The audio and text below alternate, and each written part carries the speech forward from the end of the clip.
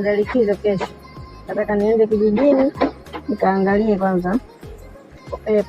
Unajua tena mambo ya kwenye fresh mind. Wacha wewe, mbona unaenda likizo? Udugu, basi si twende wote. Shoga yangu, hizo tamaa sasa unashindwa kujishikilia. Wewe nawe sema na moyo wako. We kuweza nasema na moyo kuweza.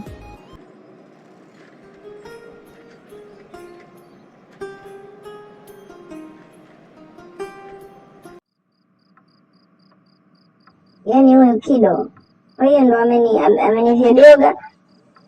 Jamani, mimi nimwambia na mume wangu, lakini ni katoto, lakini anaonekana kana mwili mdogo, ila kana mambo ya watu wazima. Mwenye vyodoga kweli kweli, yaani nimeenjoy.